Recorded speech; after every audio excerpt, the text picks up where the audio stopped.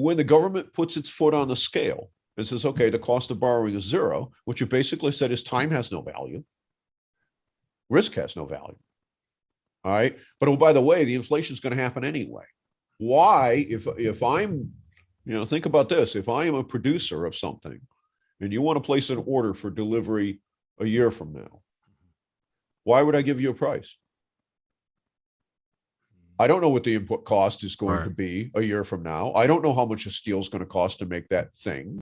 How much, is the coal going to cost to run my, my forging furnace or whatever have you, or natural gas, whatever.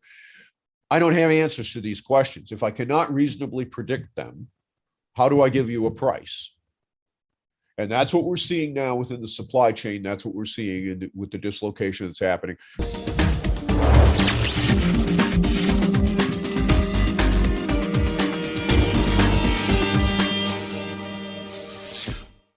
Welcome to another RTD interview. Today, I'm excited to have a returning guest, Mr. Karl Denninger. He is an author, finance blogger, as well as market analyst over at market-ticker.org. And today he's joining us to share his thoughts on the economy, financial markets, and a variety of other subjects. So, Karl, welcome back to RTD interviews. Thank you very much. Well, I appreciate you sitting down with us today. It's been a couple years since we've last connected, and it was in regards to your book, How Cheap Money Will Destroy the World. And so since then, money has gotten a lot cheaper, I would assume. And so curious to get your thoughts on what's currently going on now, as well as where we're heading. But before we dive into that, for those that might be new to the community, can you give us a little bit of your background and how you've arrived at this point in your career? Sure. Well, I ran an internet company in the 1990s, was one of the people that actually built the internet, unlike Al Gore. So sold the company in 1998 to an organization called WinStar Communications, which ended up being one of the largest corporate bankruptcies in the United States until MCI displaced them, curiously enough, a couple of years later. Their check was good, however. And what they were trying to do was roll up regional internet providers into something that was nationally relevant. And they had a good idea. They just didn't execute on it very well. But, at some point you decide it's time to exit. And so there you go. And I went off and raised my daughter until 2007, when I saw the incipient beginnings of what was going to turn into the crash of 2008. And decided that because the markets and the economy in general in America had been good to me, that I would give something back to the community. I was doing contract work on and off here and there, but for the most part was retired, other than being a full-time single parent. And so I started writing the Market Ticker, and that was how it began. Got to read Irvine for the coverage of the crash in 2008 and 2009, which is kind of interesting. I was very honored to do that, and I've kept writing on it, the economy and markets and such since. And unfortunately, what has happened during that entire period of time is it's become inextricably intertwined with politics. So whether you like it or not, you're stuck with the political aspect of things, because so much of what happens in the economy is somehow tied to what's going on in DC or in the States or whatever have you. Yeah. And so since then, lots of things have happened, so we're approaching or just coming out of the great lockdown due to the whole global events and things like that. But based upon all the things you're seeing now and what you're keeping an eye on, what concerns you the most about current events now and where it's taking us? I think the biggest concern right now is probably supply chains. That's the one that has the potential to upset the apple cart in ways that you can't possibly get your arms around. I can't. Nobody can. We saw some indications of trouble early on when we started with this 2 weeks to slow the spread nonsense back the spring of 2020, which then turned into 4 weeks of sit in your house, okay, do nothing. But it really hasn't gone away from a global supply chain perspective. And that's the problem, is that it shows up in odd little places, you think. And governments seem to think that they can control where this happens. So, but there's all sorts of minor little dislocations that you'd think are no big deal. They're just one little example. Last spring, I needed a couple of bearing assemblies for my lawnmower. Very common little thing, right? I mean, it's a lawnmower, for crying out loud, right? 20 bucks worth of parts. I still don't have them. And they're still on order. And the last update I had was that the shipment was expected in December. Okay. Now, these are things that normally during any other time of, the year, any other time of any year, you'd be able to order up and have within 3 or 4 days. And, they cost $20. They're not expensive. But without them, eventually this machine stops and cannot be resurrected because a bearing is a bearing. If it locks up, that's the end of the show until you get another one. Okay. Well, if you can't cut your grass, that's kind of bad, but you could always go buy another lawnmower, right? What happens when that happens in a power generating station? And there are no more bearings. They run out of spares. They don't have another one. And maybe it's over in China somewhere. Maybe it's on a ship that's sitting off Long Beach and is anchored, and it has a month delay to get into port and actually get unloaded. You can't go into a container on one of those ships and go get the piece you need out of it while it's at sea. It's impossible. That container is, there's 40 other ones around it. You can't get the door open. Even if you wanted to go in there and get it, you can't do it. And so this is, and part of this is the mandates that we now have that are all over the world. They're not just in the United States, they're everywhere. So if you're a seafaring person, you're one of those people that runs those ships, okay, you get a jab with a COVID vaccine in China. And then you go to Japan and you find out that Japan doesn't recognize the jab you got in China because it's not a Japanese jab. Okay, it's a Chinese jab. And so the Japanese government says you can't go ashore. All right. And then you go somewhere else and you've got the same problem. Let's say that you say, all right, enough of that. So Japan jabbed me and they jab you. And then you go to the next country, the same thing happens. And so you have people that are on these ships that haven't been off the boat in a year. Well, what happens when their contract comes up for renewal? Go to hell. They're not going to, they go home. All right. You look at what's going on with the United States. We have the insanity in places like New York. If you do not take this jab, we're going to fire you. Okay. Guess what? The people they made that threat to are the people that are the staff members in nursing homes and hospitals. All right. So you fire these people. Let's say just 5%, 10% of the nurses say, bite me, I'm not doing it. Right. So you fire them. Fine. All right. Now, what was the threat? We're going to call up the National Guard to replace those people. Okay. Does anybody have any concept of how the National Guard actually works? When you're not on duty for your 2 weeks out of the year or whatever, your month or whatever your maneuvers are, what are you doing? You're working in field somewhere else. So you take a nurse, a trained nurse, who is working at hospital A, you activate them, put them in hospital B. Oh, that means they lose you at hospital A. Okay. And not only that, you were probably making more money in the private economy as a nurse in hospital A than you're being paid during that time that you're active with the Guard. So not only did you not do anything useful, you have the same capacity problem. It's just in a different place now. But at the same time, you just pissed off the person that you activated because you cut their pay to do the same task. Okay. And all because you've got a political hard-on for something that somebody is or isn't. It's nuts. Okay. It's absolute insanity. And at the same time, realize that we told these very same people for the first 18 months of this thing that they were absolutely essential workers. They had to go to work. They had to take care of people. And if they got sick or even died, that was just too bad because that's the job. Okay. And now all of a sudden you have to take this risk of a lightly tested thing where we have indications that there are problems with it. We don't know how serious they are.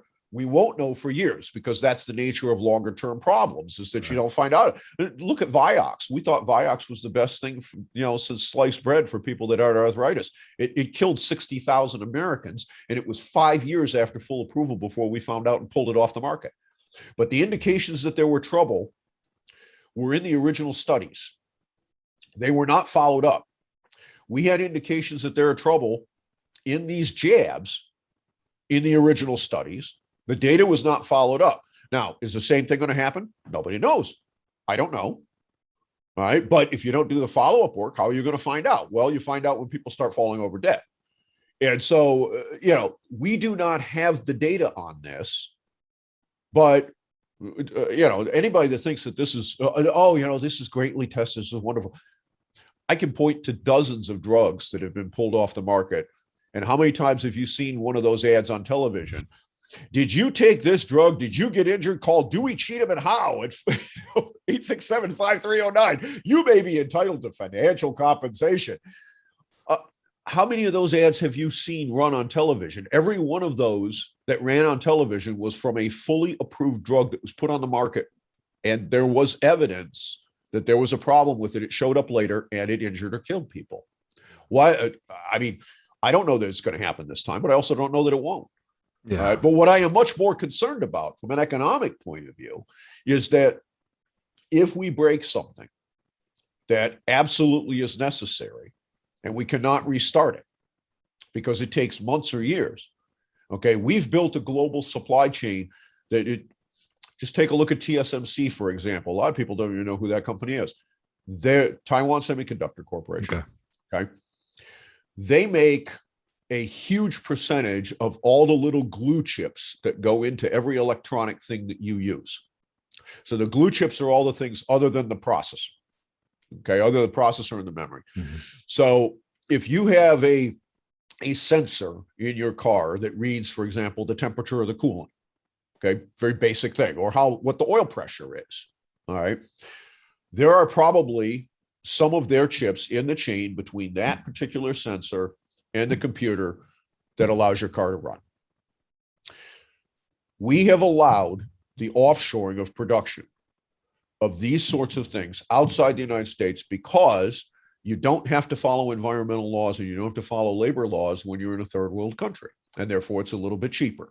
So you can have your product at a little bit less money, and Apple Computer can have their stock price $100 higher than it otherwise would be. We have essentially slave labor by American standards and environmental destruction a la Love Canal, what we used to do in the 1950s in the United States, all right, because that's how it is. Okay, that's wonderful. But what you have to realize is that when you do that, you have put a marker down on the ground that says you may never tamper in any way, shape, or form with the supply lines, because it takes 2 months to make the chip, get it on a ship, and get it over here in the United States. If you do something that disrupts that, you can't bring it back here to the US because the factory that used to make them here in the US has been bulldozed and turned into a parking lot or a Walmart. All right. So, there's one of the examples from another show I show up on all the time is there was a question raised, well, why doesn't the CTA in Chicago make their rail cars in the United States? Pullman used to make rail cars, and they had a factory in Chicago. Okay, why don't we just turn that factory back on? Well, because it's not there anymore. It's a Walmart. Okay, so so you'd like to have your rail cars made in the United States? Where? Right. All right. At TSMC, well, I mean, you say, well, we're going to bring the chip production back. Okay, it takes 5 years to build that fab and all the intermediate processing that has to be done. Once you have that wafer that has a chip on it, then it has to be cut up into pieces and it has to be assembled into the chip that goes onto the board. Okay, that's additional processing and additional steps.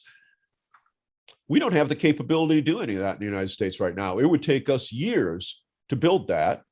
And yet we thought we could just, you, Mr. Ship Guy that makes the boat run, he's the guy that makes the engine in the ship turn, without which the ship doesn't get here.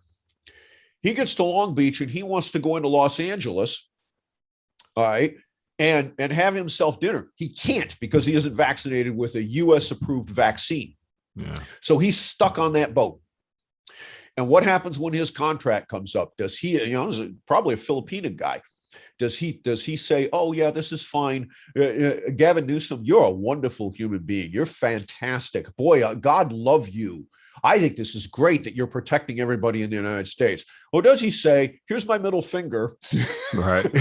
I'm going to do something else, right?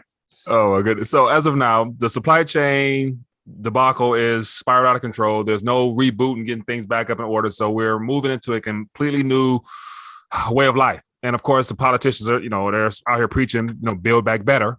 Of course, that's a part of the whole Great Reset agenda. So we can touch on that as well. But based upon where we're at now, there's no signs of a true recovery.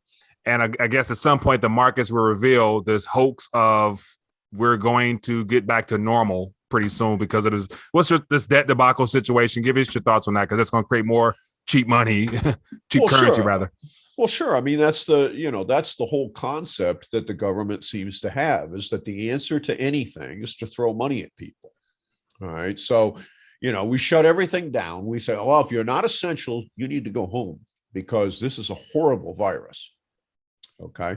Well, so what that means is that my niece, and this is fact, she had to go to work every day because she worked at a big box store that had groceries, and therefore she had to get up at 5 o'clock in the morning, go bust her butt like she always did, except she had to bust it harder because everybody's hoarding toilet paper. Okay? So she's up at 5. And by the way, remember, this is early part of 2020. There are no vaccines. There's no protection. There's no masks that work. Okay. By the way, masks don't work against respiratory viruses. We've known that for 40 years. We just ignored it. Right. Okay. So she has to go take the risk of getting infected and maybe dying. Okay. Although as a young person, probably, okay, she's going to get a flu. The odds of getting seriously injured are not very high, but it's not zero. I mean, you could be the one, right? I mean, you can always draw the short straw. That can always happen. At the same time, her next door neighbor, who worked at a place that wasn't considered essential, he got paid $600 a week to sit at home and smoke bong hits. And since they both live in Michigan, bong hits are legal. Oh, by the way, the weed store was considered essential and was open. So he could go get the bong hits. All right. And this is what was happening, was that, she'd get up at 5 o'clock in the morning. She goes and gets in the car. And there's a pile of beer cans out the window of this dude. And he's still up getting stoned because he's being paid to sit at home and play video games and get wasted. All right. So what happens with this? Well, we know that when you emit credit like this, because the government cannot print money, it can print credit. The Fed cannot print money. Money is what you get when you produce something. All right. It's you take something and add value to it. That is money, whether you denote it in dollars or in kumquats or whatever. That's what it is. When you promise to do that later on, that's credit. Okay. Well, the $20 bill that I earned by mowing somebody's grass, which is a productive thing, spends exactly the same way as my Visa card does, that I have nothing behind other than a promise to go mow somebody's lawn tomorrow. All right. Now, if I don't, well, then you just emitted the credit, got nothing in return for it. Right. Problem with that is that history says that somewhere between 12 and 18 months down the road, when you do this, that shows up in the price level. It creates inflation. And what most people don't, they either don't care about it, they don't understand, is that when private banks issue credit like this without assets behind it, which we do in the derivative markets, which we did in the lead up to the 2007, 2008 blow up, it's just as bad as the government doing it. Makes no difference. But when you have nobody setting up new businesses and setting up new speculative bubbles in the stock market, who's left? Well, Uncle Sam's left, right? So what does Trump do? He goes and prints up $6 trillion and hands it out in the form of credit to people who sit around and drink beer. And oh, by the way, the so-called CARES Act, which was wonderful, the PPP loans and, all this other stuff. Hey, man, that was fantastic. There were all kinds of business people that during the lockdown, they used that money to remodel their businesses, to do maintenance and things like this that they were going to have to do anyway. But now all of a sudden they get paid to do it. Okay, so all right, what happens after that closes? Well, all right, you gave that money to people. They spent it. But now there's a supply disruption that goes along with it. So if I've got 50 ears of corn and people would like 100, what do you think is going to happen to the price of one of those ears? Right? I mean, I'm hungry. I'm going to pay. If I've got the money in my wallet, price is going to go up. Yeah. Well, it has and it is. And that's the issue. But remember that interest is composed of three components. number one, time has value, always. Okay, what I do today as opposed to tomorrow, if I do it tomorrow, there's value in not doing it now because I can drink a beer instead of using my hands. Okay, right. Time has value, always. The second one is that the price level should be reflected in there, because if I'm going to loan you money, I want to be able to buy the same things with what you give me back over time as I could have bought if I just spent it today. All right. If I can, but if a car today costs $30,000 and a car tomorrow costs $40,000, I will insist that you as a borrower give me $40,000 because I should be able to buy the same car 5 years, 10 years hence, right? Mm-hmm. And the third thing is the possibility you won't pay me at all. so there's a risk premium that's in all these transactions, because there's always the possibility that you'll spend the money and you'll go bankrupt, and then I won't get anything, or I'll only get part of whatever it was. All right. So those three things always go into that decision. And when the government puts its foot on the scale and says, okay, the cost of borrowing is zero, what you basically said is time has no value. Risk has no value. All right. But oh, by the way, the inflation is going to happen anyway. So why, if I'm, think about this, if I am a producer of something and you want to place an order for delivery a year from now, why would I give you a price? I don't know what the input cost is going to be a year from now. I don't know how much a steel is going to cost to make that thing. Let's say it's a body panel for a car. I don't know how much a steel is going to cost a year from now. If I happen to have steel sitting in my backyard, okay, that can go into my factory, okay, that's fine. When I run out of coils, I have to buy new ones, right? Yeah. Well, all right, how much are the replacement coils going to cost? I don't know. How much, is the coal going to cost to run my, my forging furnace, or whatever have you, or natural gas, whatever. I don't have answers to these questions. If I cannot reasonably predict them, how do I give you a price? And that's what we're seeing now within the supply chain. That's what we're seeing with the dislocation that's happening. There is a huge issue coming up with the so-called holiday season, because you can't get packaging materials right now. And that's the problem, is what's the price? Okay. There was a major issue with framing houses up until a couple of months ago, that lumber was ridiculously expensive. A sheet of OSB sheeting that goes on your roof that you put the shingles over the top of, that stuff was going for as much as $80 or $90 a sheet. That was $20 a year earlier. Right. Okay. So that's a 400%. It's 400% what it used to cost. That's crazy. Okay. Well, if you sold somebody a house as a builder that you're going to build, and you don't happen to have those sheets of OSB sitting around, oh boy. Yeah. Wow. All right. I mean, this is, and the problem is you only get to screw people like this one time. Okay. This happened with PPE, the N95s that the people in the hospitals might use. During the swine flu panic that happened when Obama was president, there was an American company in Texas that produced this stuff.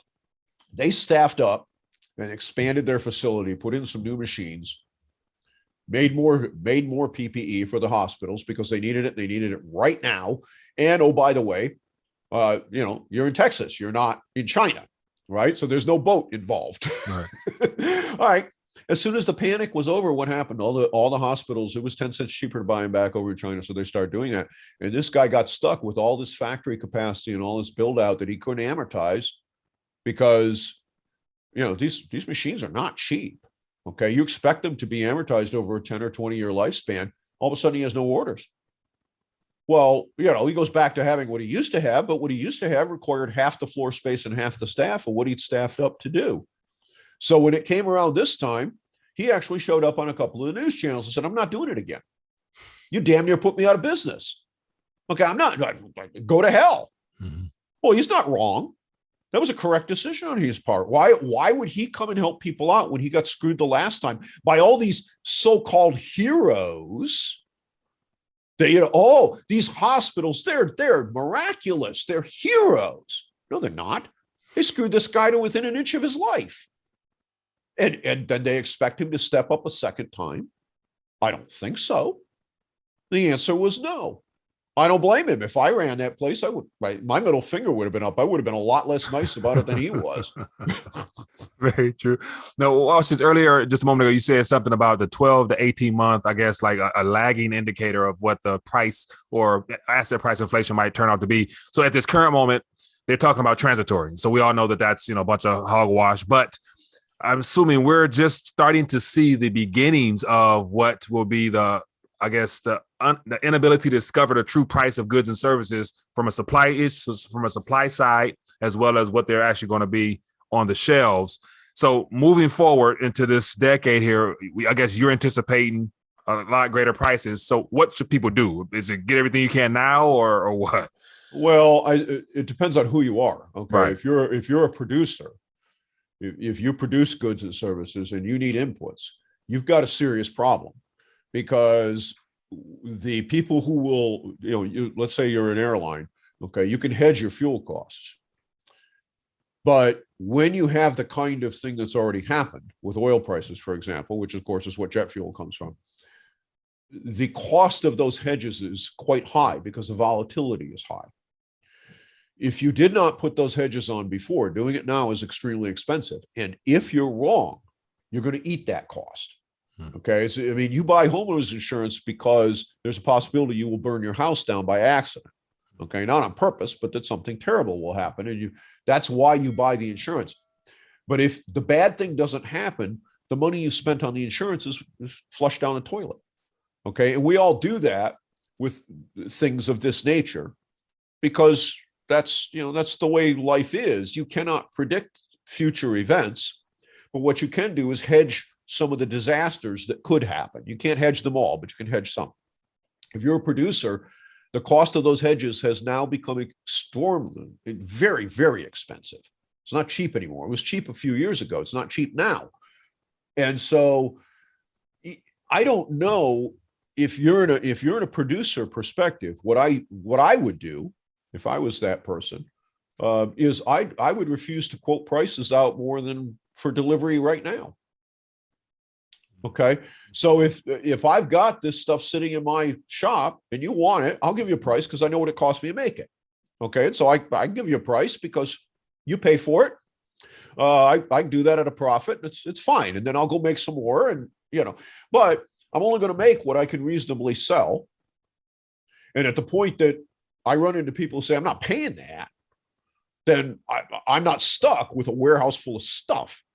Okay. Because if this reverses on me, I'm going to be stuck with a warehouse full of stuff that I'm going to take a loss on. It's probably enough of a loss to put me on business. So that is the immediate impact. Is what happens is you get price dislocations where you can't get a forward price for production for anything that isn't going to be delivered right today. Mm-hmm. That is a very unstable situation. And the government, if they do not get out in front of this, is very likely to see serious trouble coming from this, because it's not just going to be in one place, it's going to be everywhere. You have to make the assumption that the people who run companies are not stupid. They'll get burned once or twice, but like the guy down in Texas with the PPE factory, he's only going to get burned one time. And then he's either going to learn or he's not going to be in business anymore. Those are the two possibilities. So I think what you're going to see is a shortening of price quotations, possibly to cash on delivery only, is the only way you'll be able to get a number. And I'm already seeing that in some of the people that I survey when it comes to packaging materials, things like shrink wrap and tape and boxes, and, this sort of stuff. But I think you're also going to see that with fuel. You're going to see it all throughout the supply chain. And it leads to a very serious problem, because a lot of the stuff that we consume, especially when it comes to durable goods, refrigerators, cars, things that are expected to last well, computers, okay, they don't get produced in an afternoon. Okay, I mean, if I'm stamping pieces of metal, yeah, okay, I got a stack of them over here. I made them today. That's fine. But when you start going down the supply chain and assembling them into finished components, that's not how it works for the guy on the other end of the chain. Okay, he's got a month-long supply line. If he doesn't have some way to predict what input costs are going to be, he's not going to give you a price for more than, tomorrow. And that by itself is bad enough. So I would say, if you need things, buy them. Accept the risk that you may have overpaid, because you might have. Okay. At least At you'll some have it. point, But at least you'll have it though. but if you you'll really have need it. Yeah. Well, that's the point. Is you'll have it versus not having it, which could be catastrophic, right? Yeah. So, okay, you paid more, but at least you have what you have to have, which is important. The other thing, though, is that and this is where the problem within the economy comes from. For discretionary purchases, they get hammered, because if I don't have to buy something, why would I take the risk that I just overpaid by 50%? All right. Okay, on discretionary items, why would I do that? That's stupid. All right. The company that normally replaces desktop computers on people's desks every 2 or 3 years, because that's just what they do. Why? The one that's on the desk is working just fine. Very true. Okay. I mean, well, and here's the thing: if that machine today is $1,000, but tomorrow's going to be 500, I'd be stupid to buy it today if I don't actually have to have it. Okay. So I think you're going to see a lot of stratification. And that's very bad for the economy as a whole. It's bad for GDP. It's bad for leisure activities. It's bad for all sorts of discretionary actions. And that also means potentially it's very bad for speculation. But if you're on the right side of that speculation in the markets, it can be extraordinarily lucrative. It's just that the risk profile of everything, I don't care what you're buying or what you're shorting, or whether you're trading in the options market, the futures, the stocks, whatever, doesn't make any difference. The risk premium has gone up probably by a factor of 3 or 4 at this point. It's probably going to get worse. At some point, the Fed and Congress are going to stop this, because if they don't, then the result is 50% of the country is going to starve. And that is how you get violent political upheaval, right? I mean, empty bellies is, if I've got nothing left to lose, well, the heck with picking up a gun. The ammunition costs too much. I'm just going to go with a gallon of gas and a Coke bottle. I mean, that's, you don't want to go there, right? I mean, that's not a good place. But when you get people that have empty bellies and you start screwing their kids, you may end up there. And the people that are in power, they're crazy and they're drunk on it. And in DC and in those environs, they don't believe that this kind of thing is real. Yeah. Okay. They don't understand it. They don't care about it. These are people that make $150,000 a year to sit around and play with themselves, watch pornography all day long, 90% of the time. Some of them actually do useful work. The rest of them are essentially political hires. Okay, fine. They have never, it's a different world. If you've never gone to DC and you've never actually interacted with the people there, you don't understand it. I've done a fair bit of work with those folks. Yeah. But well, here's another example. Look at military contractors. Okay, Biden has said everybody must have the jab if you do any work for the federal government. Okay, so they say, all right, 10% of this defense contractor, 10% of their workforce says up yours and gets fired. All right. Oh, well, that's not a big deal. We could just go out, all right, it may cost us a little bit more money, but we'll replace those people, even though the labor market right now is extremely tight. There's a little problem. It's called security clearances. Okay. Top secret takes about a year to get cleared. If you're working on compartmentalized stuff, which is things that are beyond that level, okay, there's what are called SAPs, so special access programs, and then SCIs, compartmentalized.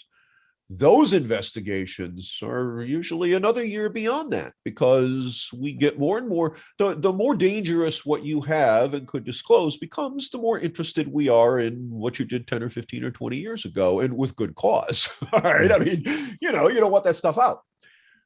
Some of those people are not replaceable within a reasonable amount of time or at all. Yeah. And it only takes a couple of them that are highly skilled. They're the people who actually make this stuff happen. They know what they're doing. They're not stupid. They put the middle finger up, that program stops.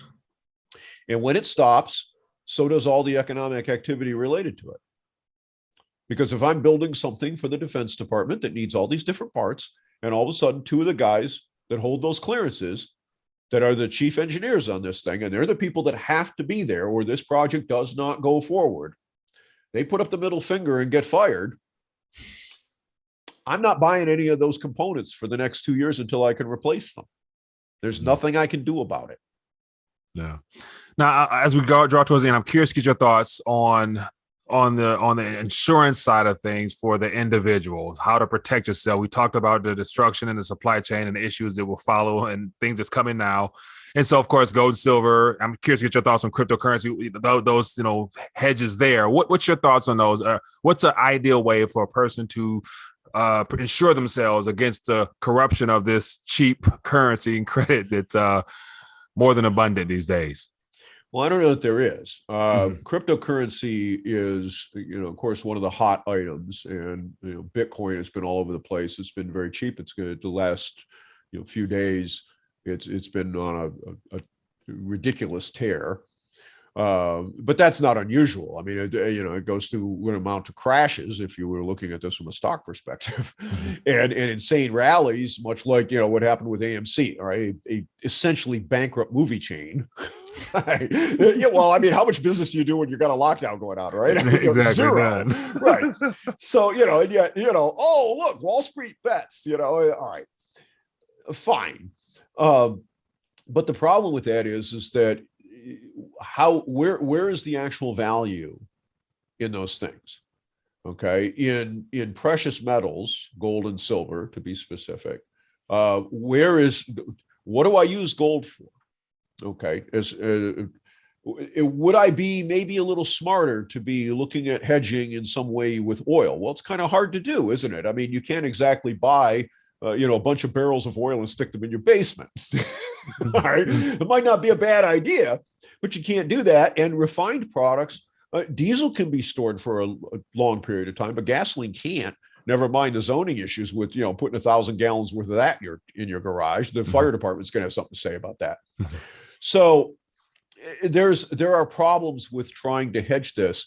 What I have said for the last 10 years is that the biggest investment you can make and the biggest way to avoid ruin is, number one, don't have leverage on, because anything that has bubbled, I get all these people who are like, oh, I love this housing bubble. What's happened with back in 2006, 2007. And then again, now we've had it happen with the lockdowns and this thing. Well, offices, people are working from home. Therefore, this tends to drive up real estate values, and there's no supply because it costs so much to build a new house. Once the sheeting gets expensive, everything else.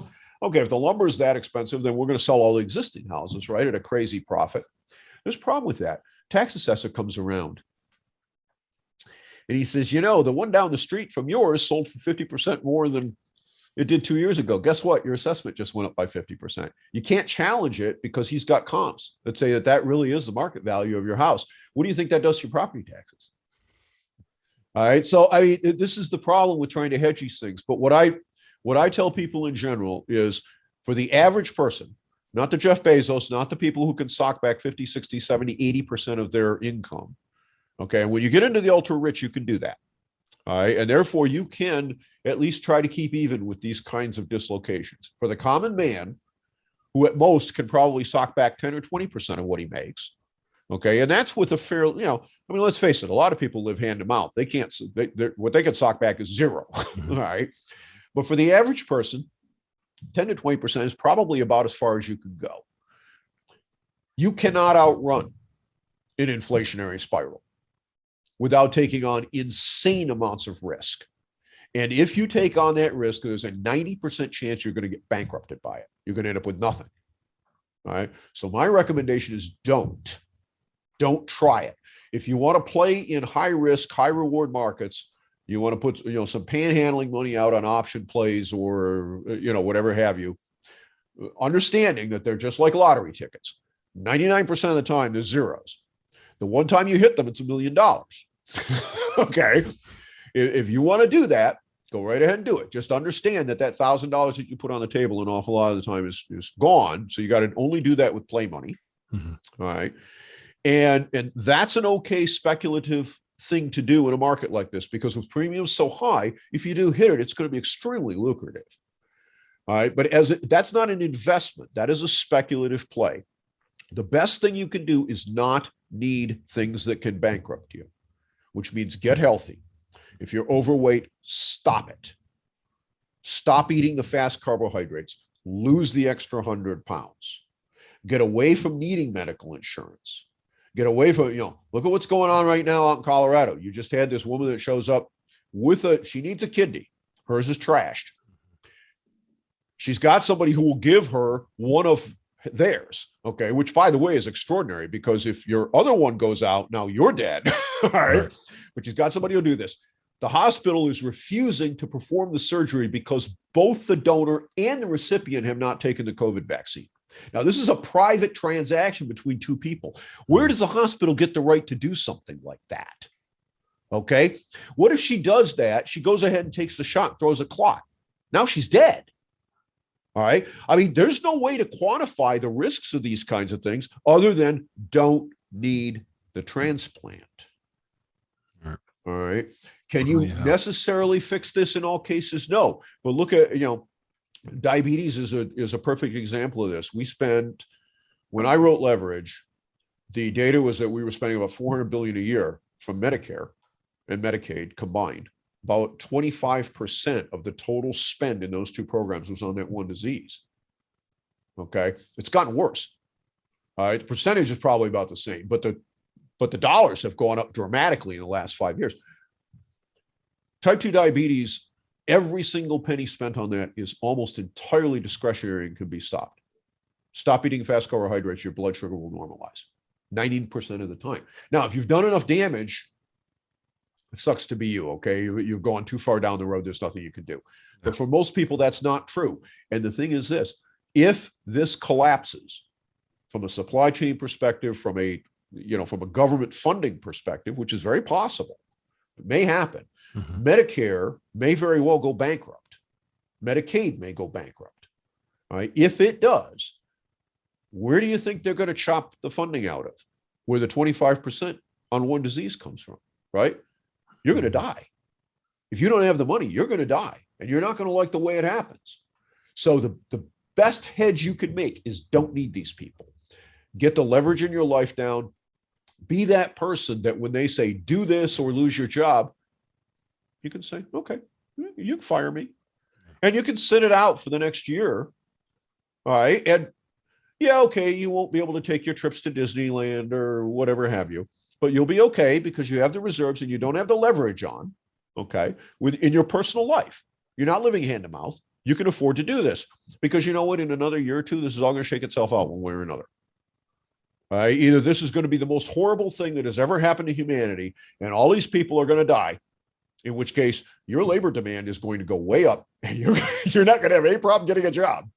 Or it's going to turn out that these unrealized risks in what we've done are going to come to the forefront.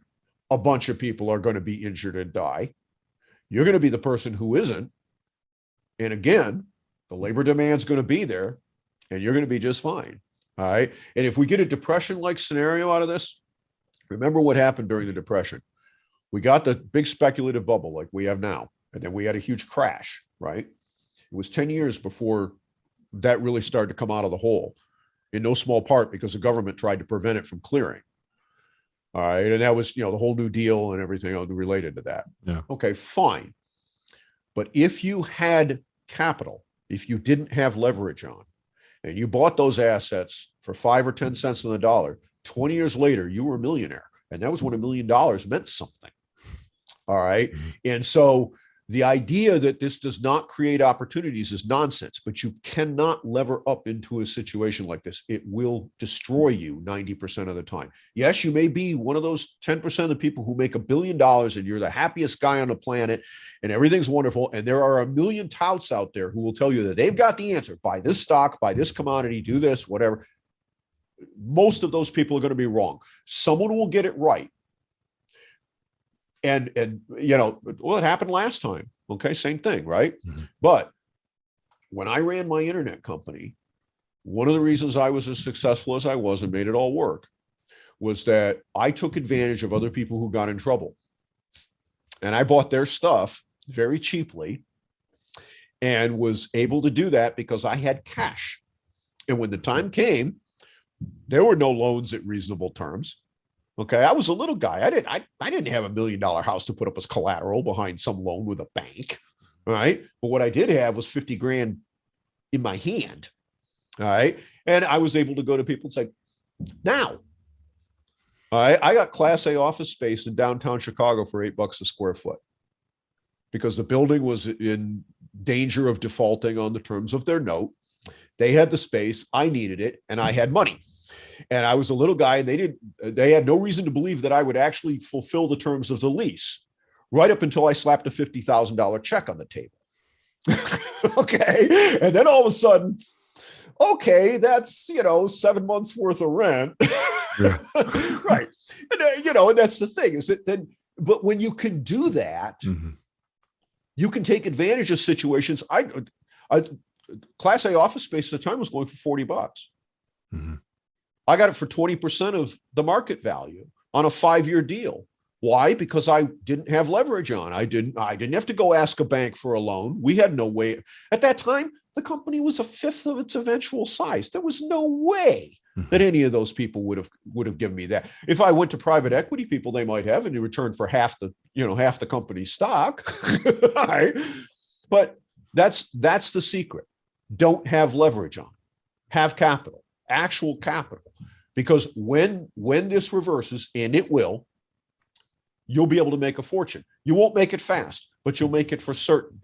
And that's the whole game is you want to take the shot at the 5% payoffs, go right ahead. But 95% of the time, you're going to end up with zero.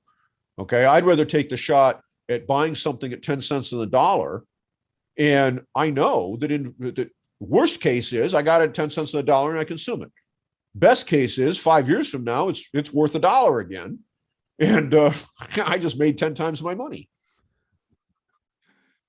Karl Denninger, appreciate you for joining us here on RTD Interviews. For those that might be coming across you for the first time, point it back in your direction, how to stay in tune with what you have going on and to follow your work.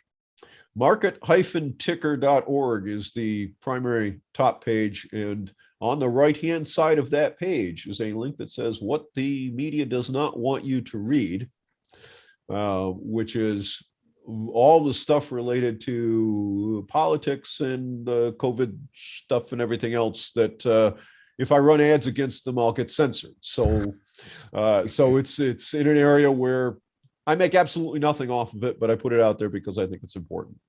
Yeah, sounds good. Well, Karl, I appreciate you for joining us here. It's been a long time, but it's good to catch up with you and get your thoughts on where we're going and the craziness around us. But I appreciate you for leaving us with some information for the wise. So hopefully people heed your advice, and then of course they'll come out better on the other end. So once again, thank you for joining us on RTD Interviews.